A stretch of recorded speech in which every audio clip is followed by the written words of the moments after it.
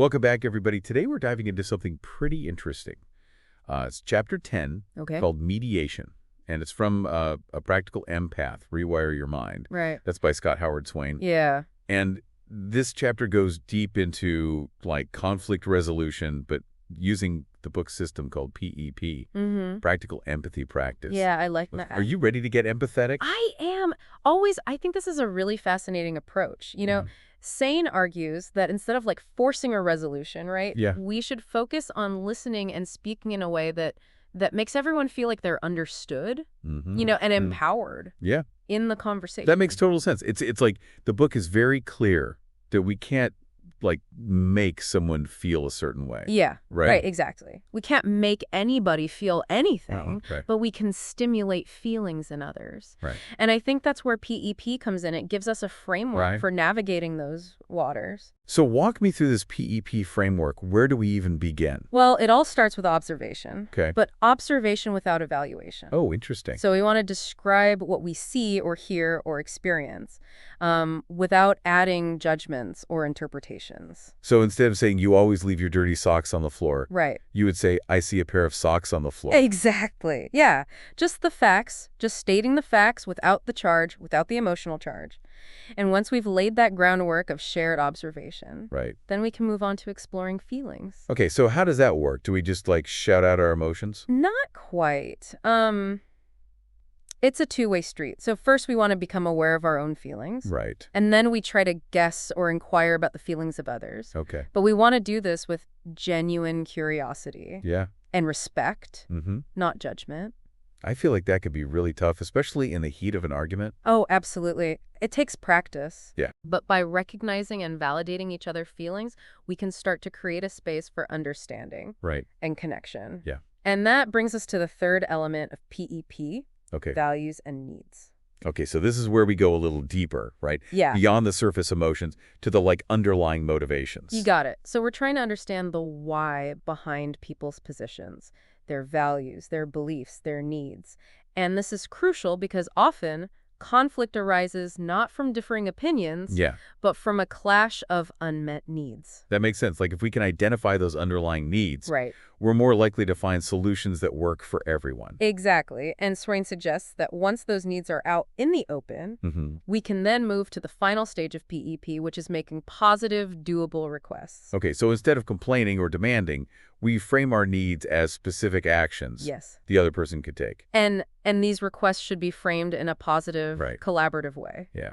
Focusing on what we do want rather than what we don't want. Okay. So, for example, instead of saying, stop interrupting me, Right. you might say, would you mind letting me finish my thought before you share yours? Oh, that's so much better. It is. Yeah, It is. it's like you're extending an invitation for cooperation rather than, like, issuing a command. Right. It takes the sting out Yeah. of the request. It does. And makes it more likely that the other person will be receptive. Yeah. So we've got observation, feelings, values, and needs, requests. Mm-hmm. That's the PEP system in a nutshell. That's it. But how does this all play out in real life? Yeah. Especially, like, in situations where emotions are running high. Right. Well, this chapter specifically focuses on mediation, Right. which is where a neutral third party helps people work through their conflicts. Okay. And PEP can be incredibly useful in these situations. I could see how that would be helpful. But what about conflicts outside of, like, formal mediation? Right. Like, say, a disagreement with a partner Sure. or a friend or a colleague. Yeah, absolutely. PEP can be just as effective in those situations. Okay. Let's take the classic example of domestic conflict, shall we? Okay. Imagine a couple, let's call them Susie and Jake, Okay. and they're constantly arguing about Birdie socks on the floor. Oh, I can relate to that.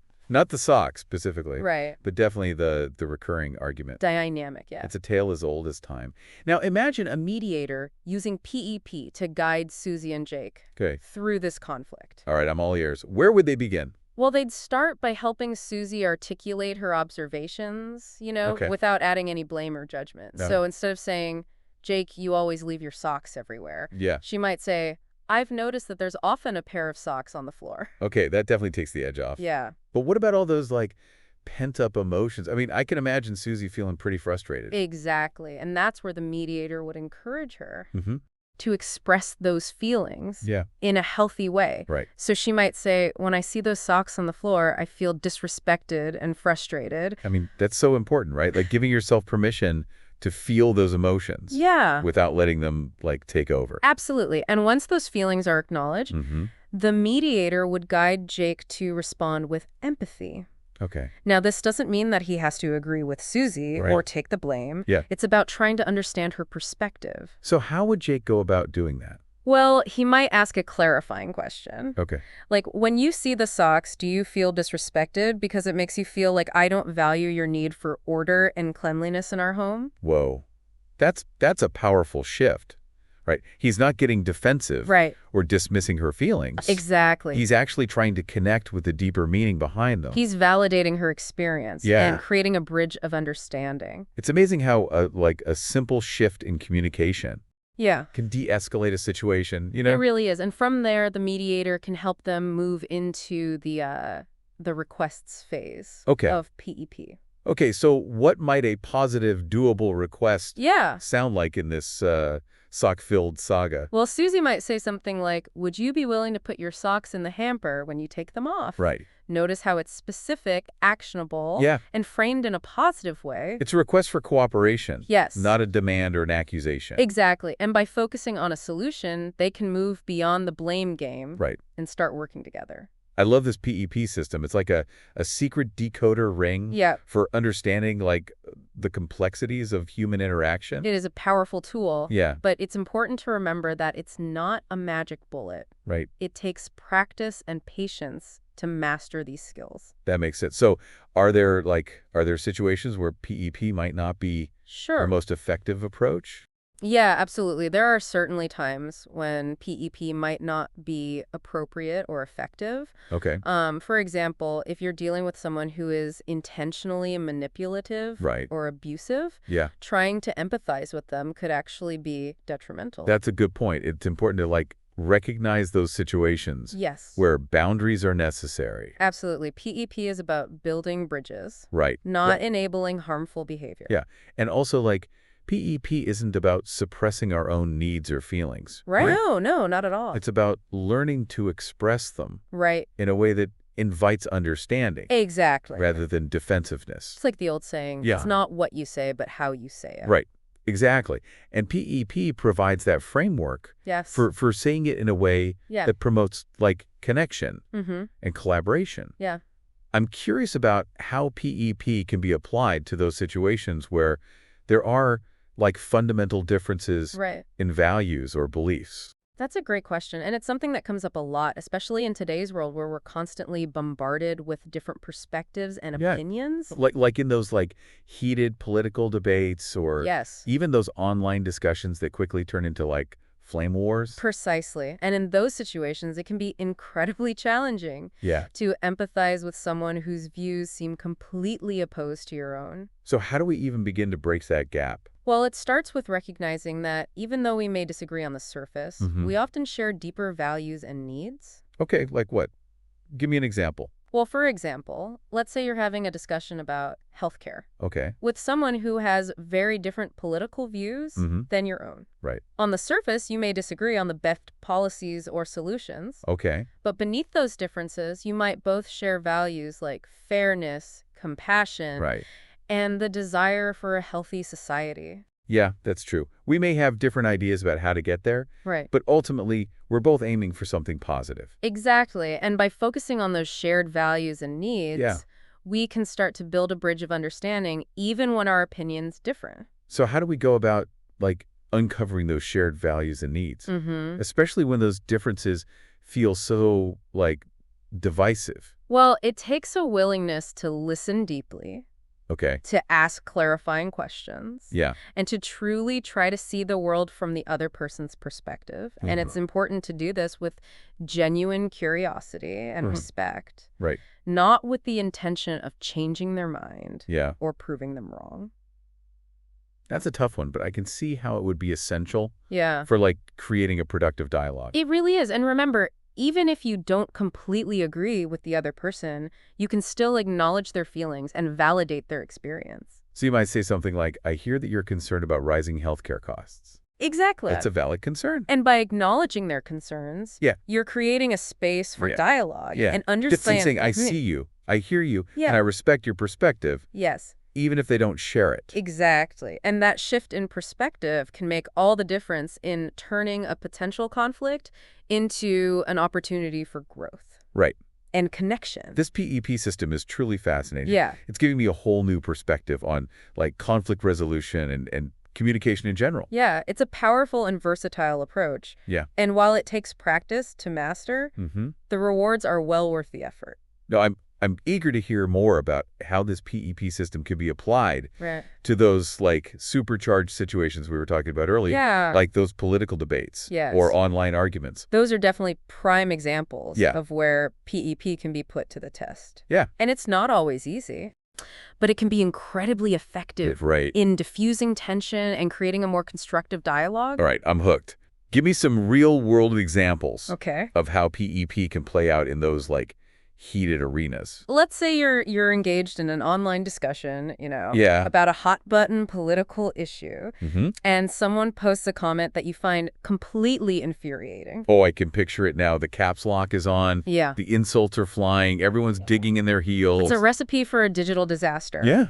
Now, your gut reaction might be to fire back Right. with an equally charged response. Yeah. But that's where PEP can help you take a Okay. different path. So how do we apply PEP when we're about to like unleash that Right. fiery online retort? First, take a deep breath Okay. and resist the urge to react impulsively. Remember the observation phase of PEP? Right. Try to step back Yeah. and observe the situation without judgment. Okay. Instead of seeing the other person as like an enemy combatant, Yeah. try to see them as a human being Right. with their own set of experiences, beliefs, and fears. That's easier said than done, especially when their comment feels like a personal attack. It definitely takes practice. Yeah. But remember, PEP isn't about condoning or agreeing with their behavior. Right. It's about trying to understand the underlying motivations behind it. So we're trying to figure out like what's driving Yes. their anger or frustration. Exactly. Maybe they're feeling unheard or misunderstood. Right. Or maybe they're grappling with anxieties about the future. Mhm. By recognizing those potential needs, Okay. you can start to shift your perspective from judgment to curiosity. So instead of seeing them as like a troll or a villain, Right. we're seeing them as a complex human being Yes.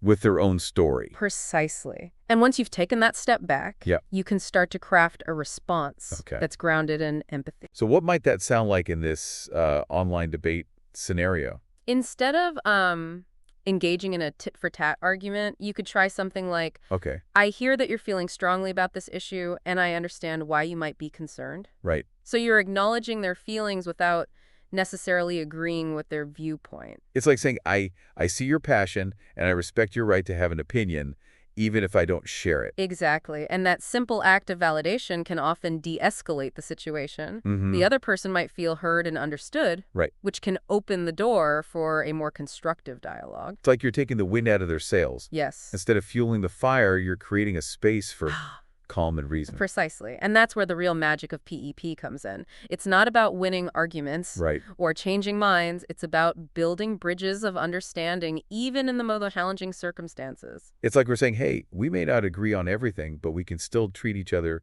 with respect Yes. and try to find common ground. And in a world that's often so polarized and divided, Yeah, that's a pretty powerful message. it is. So as we wrap up this deep dive into PEP, Mhm. what's the one key takeaway you'd like our listeners to remember? I think the most important thing to remember is that PEP is a practice. Okay. It's not something you master overnight. Right. It takes time, effort, and a willingness to step outside your comfort zone. Yeah. But the more you practice, the more natural it will become. Mhm. And the rewards are immeasurable. It's like learning a new language. The more you Yes. use it, the Yeah. more fluent you become. Exactly. And in this case, the language we're learning is the language of empathy. What a beautiful way to put it. And as we become more fluent in that language, Yeah. we can start to build a world where understanding and connection triumph over conflict and division. What an inspiring thought. So to our listeners out there, we encourage you to embrace the power of PEP. Yes. Practice it in your daily interactions. Use it to navigate challenging conversations and watch as it transforms your relationships and your world. And remember, even small acts of empathy Yeah, can have a ripple effect. that's true. So go out there and be the change you want to see in the world. That's a perfect note to end on.